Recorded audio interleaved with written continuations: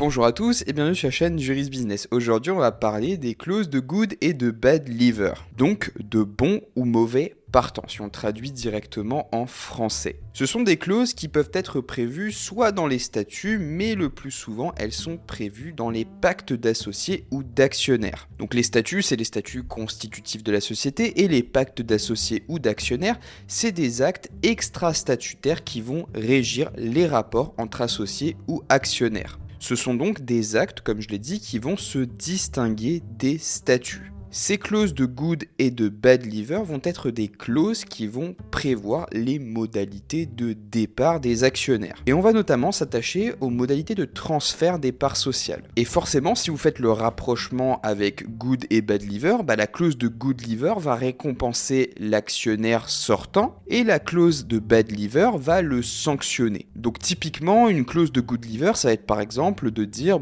écoute, tu dois rester dans la société pendant 5 ans. Si c'est le cas, pour le coup, tu auras une majoration, de 10% sur la valeur vénale de tes actions. Inversement, la clause de bad leaver, ça va être la clause qui va venir sanctionner un départ, par exemple, prématuré. Ça veut dire que, par exemple, tu t'es engagé à rester dans la société pendant 5 ans, tu pars au bout de 4 ans.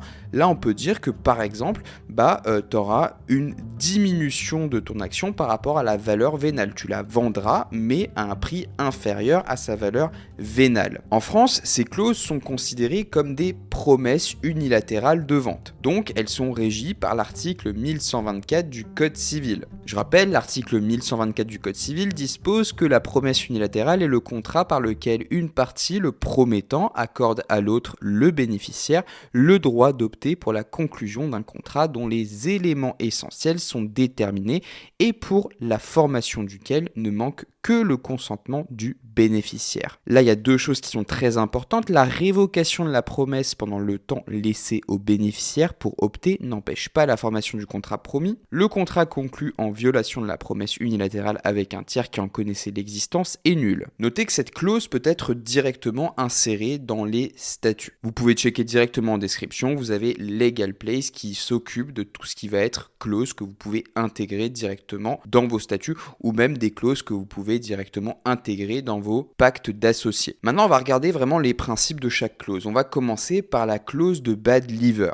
Donc, c'est une clause qui, de manière générale, est utilisée pour donner une certaine garantie de la société. C'est les investisseurs, de manière générale, qui demandent ce type de clause pour s'assurer que les hommes clés restent au sein de la société pendant une certaine durée. On veut par exemple éviter que les fondateurs partent dans une autre société et on leur dit, écoute, si tu pars avant 10 ans, tu vas devoir céder tes actions à un prix qui est inférieur à la valeur vénale. Donc c'est plutôt intéressant pour toi de rester pour pouvoir céder tes actions à un prix plutôt intéressant. Cette clause peut également s'appliquer à ceux qui ont été licenciés pour faute grave ou pour faute lourde. Là, il faudra caractériser une intention de nuire à l'employeur et à la société. Donc il y a deux cas, le cas de la démission et le cas du licenciement pour faute grave ou faute lourde. Dans ces deux cas, vous pourrez actionner ces clauses de bad leaver. Et là, le bad leaver, donc le mauvais partant, ne peut pas s'opposer au rachat de ses parts sociales. En ce qui est du good leaver,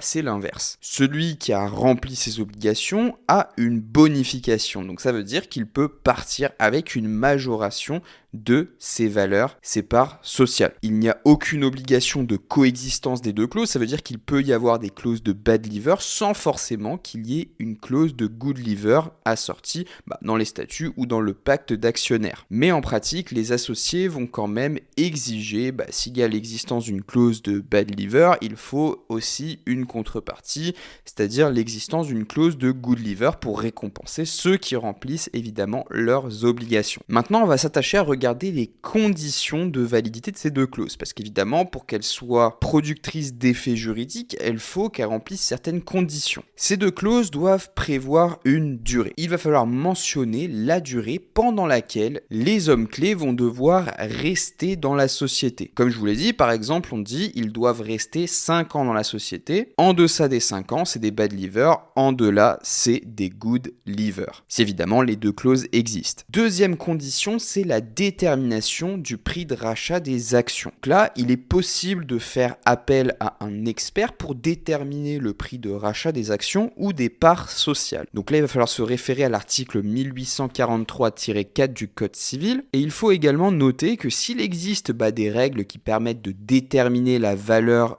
donnée directement par les associés aux actions ou aux valeurs de la société, pour le coup, l'expert sera tenu par toutes les conventions qui lient les parties. Donc, il va être tenu d'appliquer les modalités qui ont été agréées par les associés. Notez également qu'en pratique, vous pouvez avoir par exemple une décote fixe pour les clauses de bad leaver ou une décote progressive. Donc ça veut dire que par exemple, on peut dire que on a une décote progressive au fur et à mesure qu'on avance dans les années. Plus on part tôt, plus on est sanctionné, plus on part tard, moins on est sanctionné. Donc là, vous avez un exemple de modèle de clause de good et de bad leaver. Donc on a la désignation des personnes. On a tout ce qui va concerner la cessation des fonctions. Donc en cas de good leaver et en cas de bad leaver. On a la détermination du prix avec une détermination de la date. Et vous voyez qu'on inclut vraiment une manière précise de déterminer le prix dans le cas où on actionne la clause de good leaver ou la clause de bad leaver.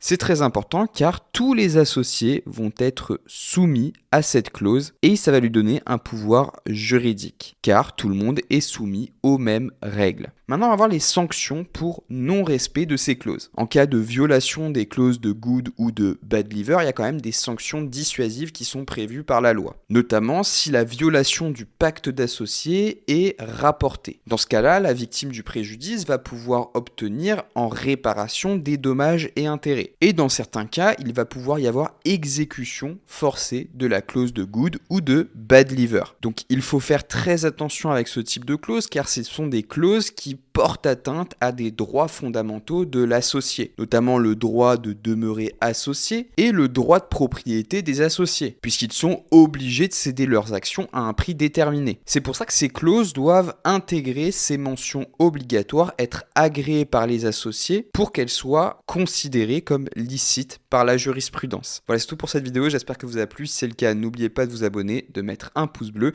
et moi je vous retrouve dans les prochaines vidéos.